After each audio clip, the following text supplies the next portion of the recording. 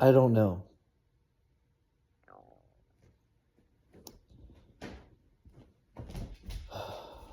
Last time I had an iffy feeling about a video, it got me arrested.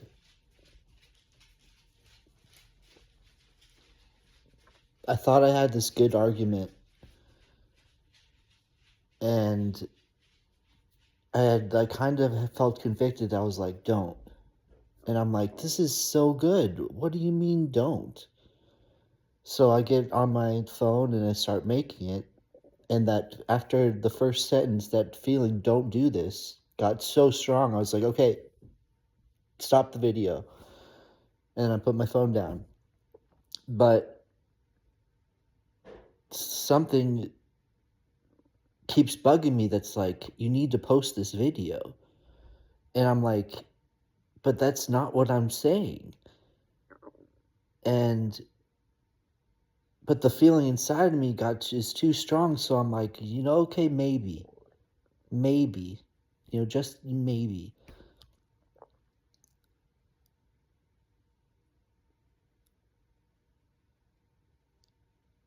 And I'm trying to understand why.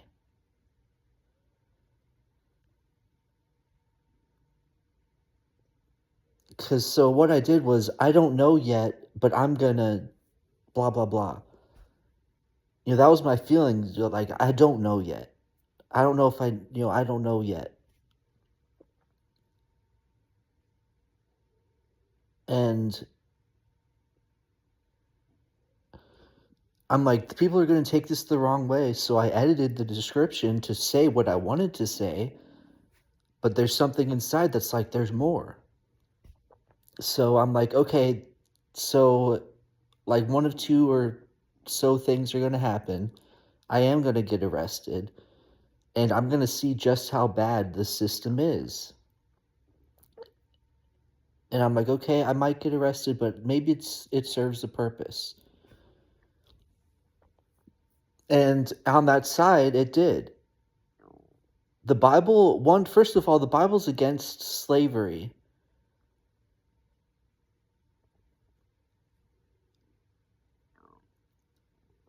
I'm not going to get into that right now, but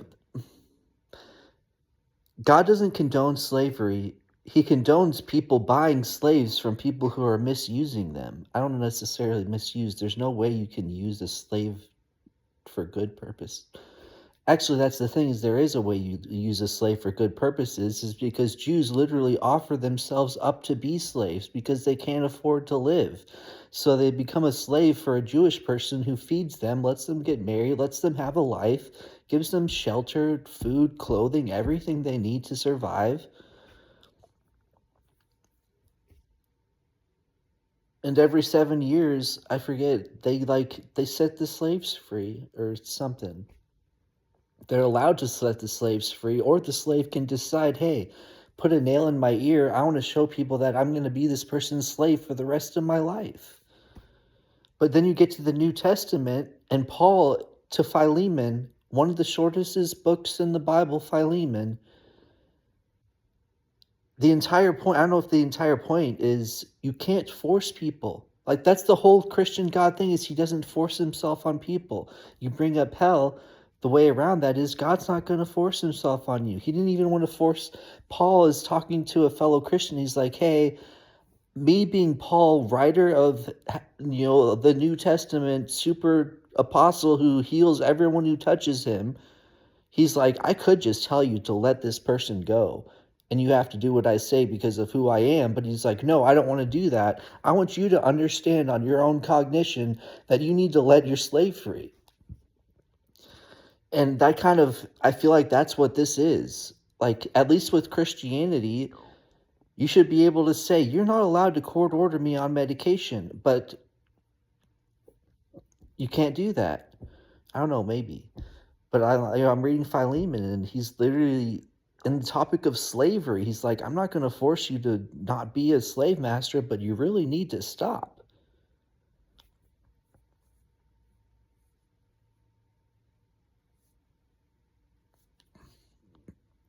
So anyway,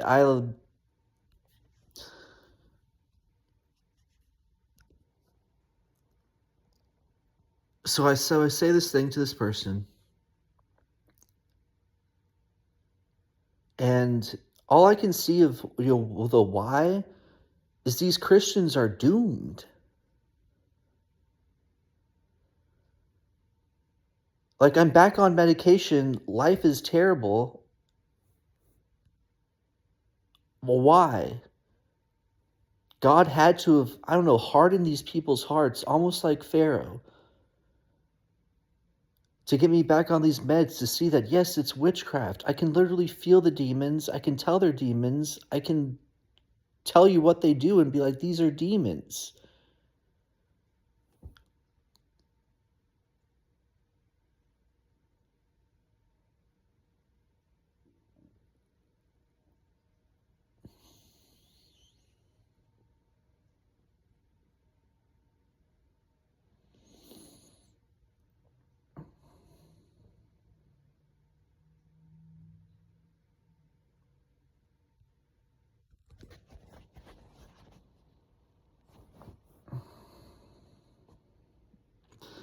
So, anyways, all I can try to think of, like,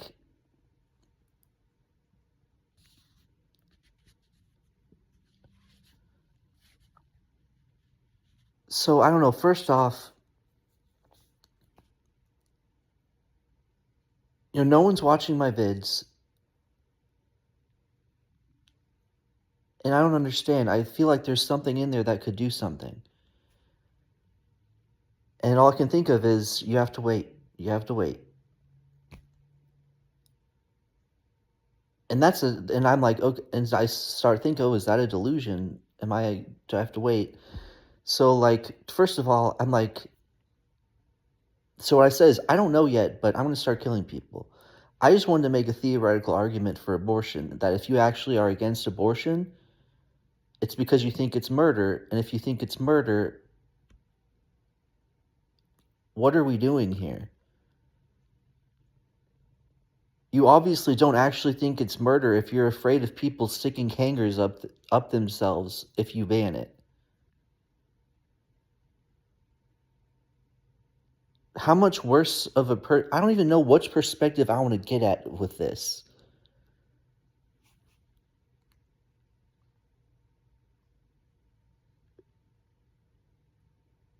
Like, this makes it even worse. Like, Trump got on, he's like, let's let people make their own decisions.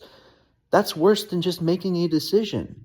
I mean, that's like lukewarm almost. I don't know. That's basically lukewarm, spitting out. I'm trying not to talk against our president because the Bible says not to do that. I feel like God might have convicted me not to do it because I'm like, someone killed this dude. And then and that's the other thing is there was something inside of me for weeks that was inspiring me to write things. I'm not a poet.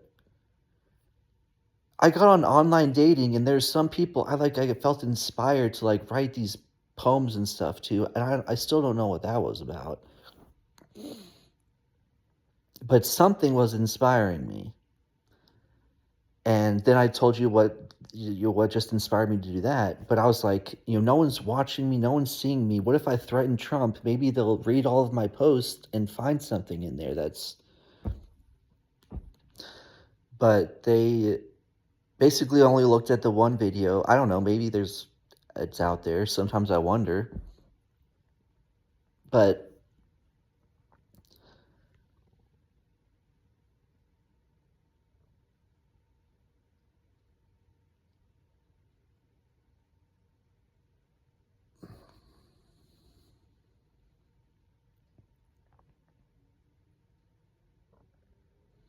I forget where I was going. But anyway, so I'm trying to figure out the why.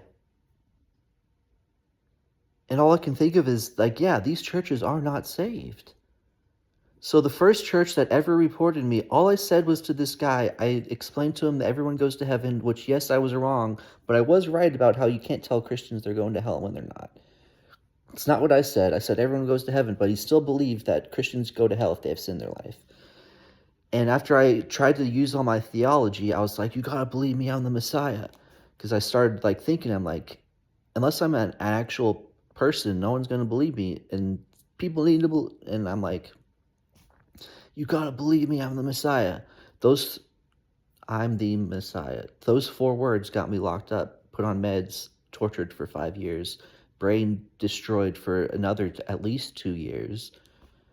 And it got me locked up and realized you can't be doing this to people, especially Christians. They'll probably say, oh no, Christianity isn't the solution. All these people, they ask you your religion. They try to find some sort of, what is this? But, they don't ask about sin. They ask, oh, what's your orientation? Like, that's normal. And I'm like, I don't want to answer this. What's your race?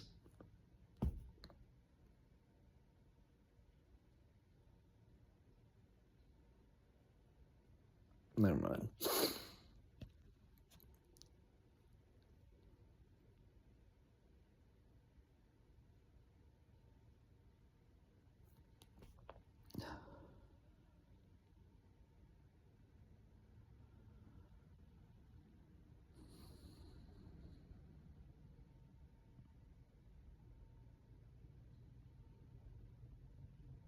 But anyways, so there's 3 churches that have basically banned me, threatened that I'm harassing them if I try anything else.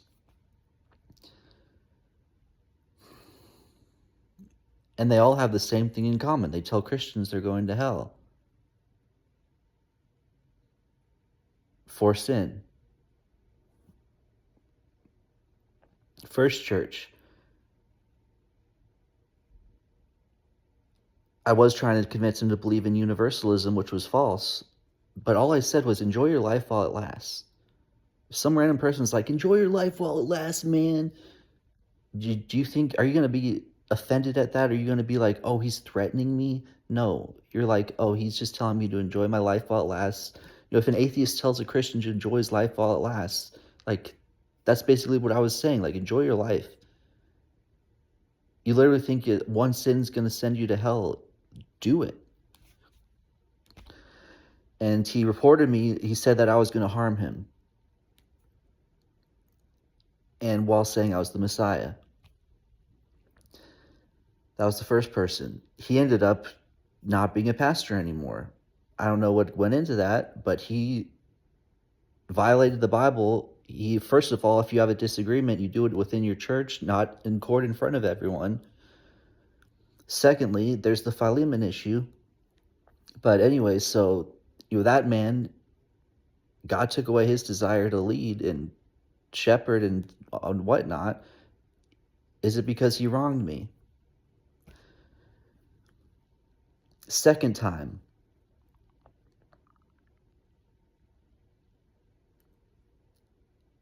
I didn't say anything threatening to the church in any way, shape, or form. The guy started raising his voice, so I raised my voice, and he took that as a threat, maybe, but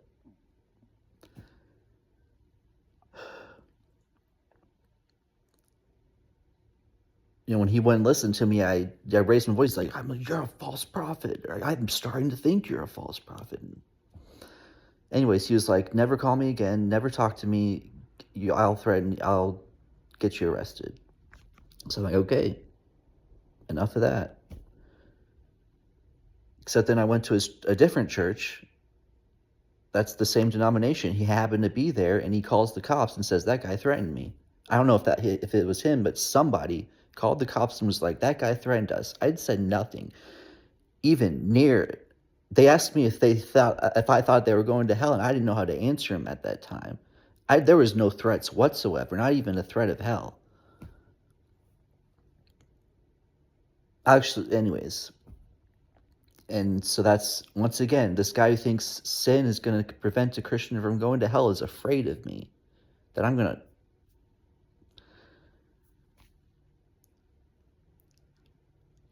And if I had any doubts, then I'll go to this church, which I don't know is probably the least bad. I don't know. They think that at least you can't lose salvation, but you have to do something to get it. And that loses your salvation, in my opinion. That's what the Bible says. Either Jesus died or he didn't. And All I did literally was quote Bible verses about being saved, and he reported me and says I'm going to be threatened again for harassment if I try.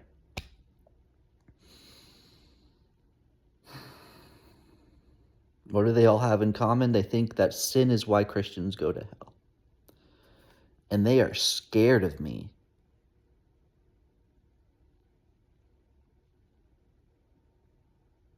What the Bible says, the righteous are as bold as a lion.